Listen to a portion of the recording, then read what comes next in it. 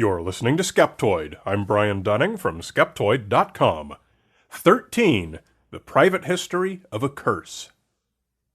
This is not going to be an episode where we state the obvious. Nobody listening to Skeptoid thinks it's unlucky to see a black cat or walk under a ladder, and nobody here thinks 13 is an unlucky number. There are no such things as lucky or unlucky numbers, so we're not going to waste time or intelligence debunking specific superstitious beliefs. Rather, this will be the history of how and why 13 came to be considered unlucky in many Western countries. And that's the interesting part, and it's a lesson which extends to all countries and all beliefs in luck and curses and hexes. But perhaps even most interesting of all are the reasons that you don't need to be superstitious to still feel a moment of discomfort whenever you encounter that allegedly unluckiest of all integers, 13. Let it not be claimed that superstitious beliefs do not impact our daily lives. We're all familiar with the way many buildings skip numbering their 13th floor. Many omit room 13 as well. Some airliners don't number their 13th row. We see things like this all over the place. Most sources attribute the origin of 13 as an unlucky number, at least to Christians, to the fact that there were 13 people at Jesus' Last Supper. Tradition holds that Judas, who betrayed Jesus, was the last to arrive and was thus the warmer of the 13th seat, though nothing in the Bible actually says this. Various authors began making this association in or around the 17th century. There doesn't seem to be any clearly known origin for this, but most sources agree it's a fairly modern interpretation. But note how similar it is to its Norse counterpart. Legend tells of 12 gods having dinner at Odin's table, when in walked the uninvited 13th guest, the mischievous Loki. Loki soon schemed for Hoder, who was blind, to shoot an arrow at Balder the Beautiful, killing him. This story dates from around 1000 CE, give or take a century or two, but there's little evidence that it had much influence on Christian beliefs at the time. Nevertheless, both likely underpin the modern superstition that it's unlucky to be the 13th dinner guest. One hard data point supporting a later origin for the Western distrust of 13 is attributed to a 1910 translation of the Babylonian Code of Hammurabi by an L.W. King, in which one of the laws was omitted. The laws in the Code of Hammurabi aren't numbered, but the omitted one was the 13th, and had to do with damages from a sale made by a person since deceased. Now, there's no reason to suspect King's omission was anything other than accidental, but it doubtless confirmed in someone's mind that things that were the 13th in the series were to be avoided. And this leads us to a couple more points that were at the time, and to some degree still are today, rooted in the public consciousness. We have about 13 moon cycles per year, and the symbol of the moon has long been a female symbol in Western cultures.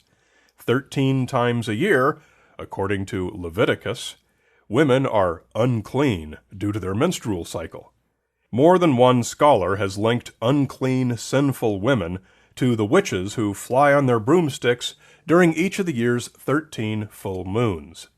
Now, obviously, this connection is heavy with obsolete cultural baggage, but women's physiological link to the number 13 is a real one, and their place as second-class citizens in all the Abrahamic religions is undeniable.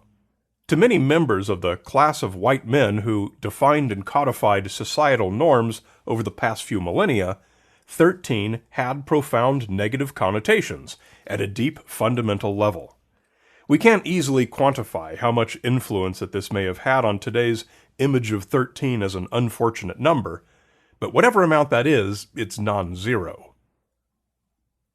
Another interesting possibility that's been suggested by multiple scholars on the subject is that 13 comes after 12, and 12 is a number that has a lot of positive connotations. 12 months in a year, 12 eggs in a dozen, 12 numbers on a clock, 12 apostles of Jesus, 12 inches in a foot, 12 signs of the zodiac, 12 tribes of Israel, 12 days of Christmas, 12 gods of the pantheon, 12 members in a jury, 12 pitches in a musical scale. It goes on and on.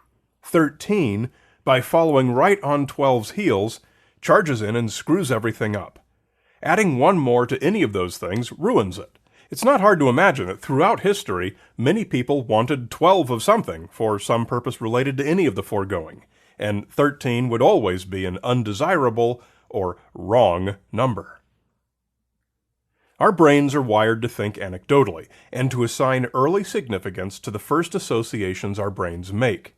Thus, according to our healthy brain's normal function, when we see 12 of some quantity and 13 of another, we're likely to have a flash of positivity about the 12 and negativity about the 13.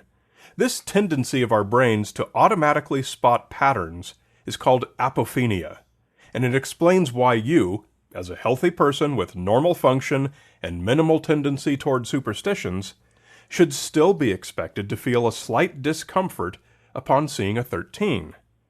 Now, intellectually, we all know there's nothing wrong with 13, but such a higher-level analysis as that comes slower than the fast match provided by apophenia. If you get handed, say, ticket number 13 at an event, your normal healthy reaction should be to feel a split second of negativity, perhaps surprise or disappointment, followed very quickly by a moment of logical relief, and maybe even laugh to yourself over your initial reaction. This is neurology, and it doesn't mean you're superstitious. It means your human skull is stuffed with a human brain. As evidence of this, I ask you to try a little experiment next time you're in an elevator and notice there's no button for the 13th floor.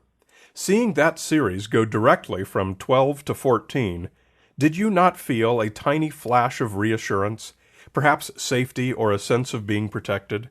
What just happened is that your apophenia did not kick in, as it would have in an elevator with a complete set of buttons, and thus you were spared that little useless, ridiculous pattern match that flashes you with discomfort upon the appearance of a 13.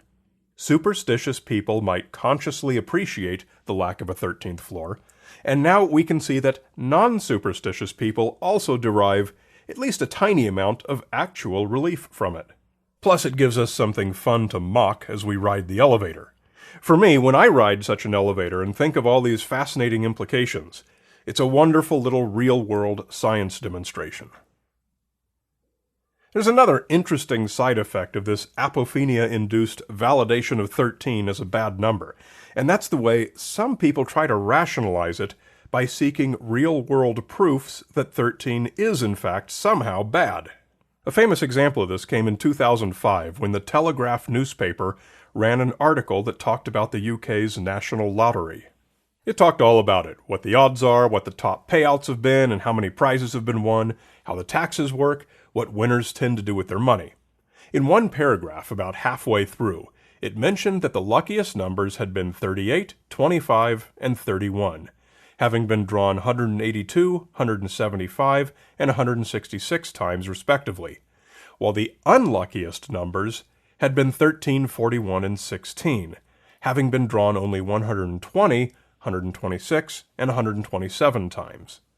Now, what headline did the editors give this comprehensive article? Was it all about the lottery? No, it was, "Coincidence? 13 really is the unlucky number."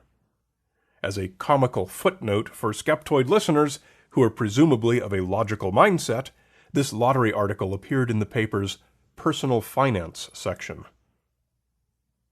But we can also look at this pragmatically. How many lotteries are there in the world?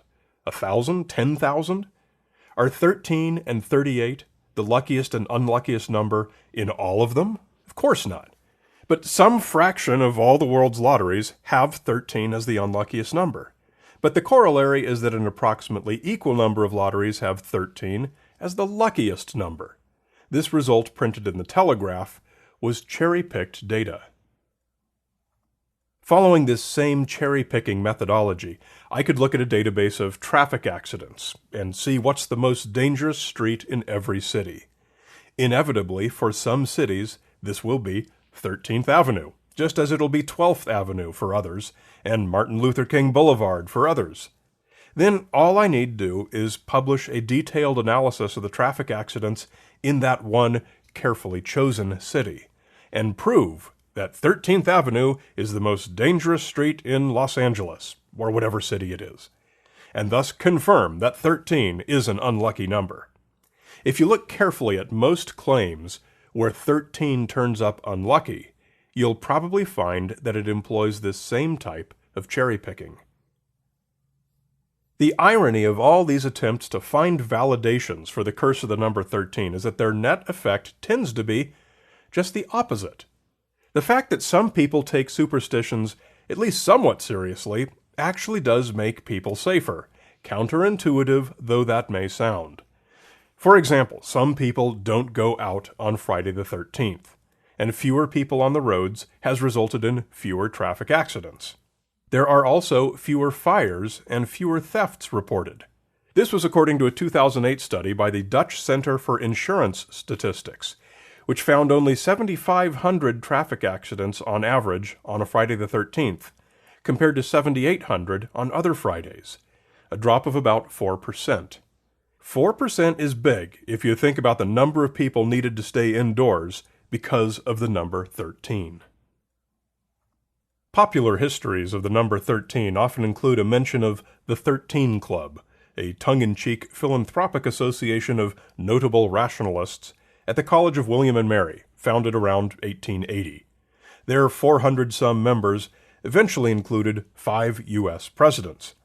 Tradition holds that they would get together over dinner in New York City, 13 to a table, and challenge the fates to see if one of them would die within a month, according to the popular version of the curse of 13 at a table. Well, none ever did.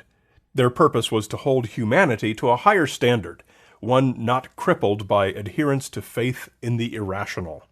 But a lack of anything interesting happening is a poor excuse for a club to endure, so the 13 Club fizzled away by around 1920.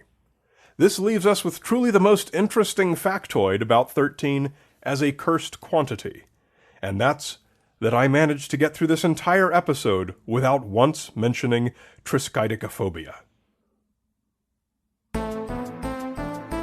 And speaking of lucky and unlucky, nobody is luckier than us here at Skeptoid Media, because we have great premium members like Eric Travis, Duncan in Red Hook, Brooklyn, Larry D., and Jeff Gelbach. We give shout-outs like this in the show to any premium member who wants one. You can do this in the members portal, where you can also become a premium member if you aren't already getting the premium version of the show, which is ad-free and has more than 10 times as many episodes in the feed.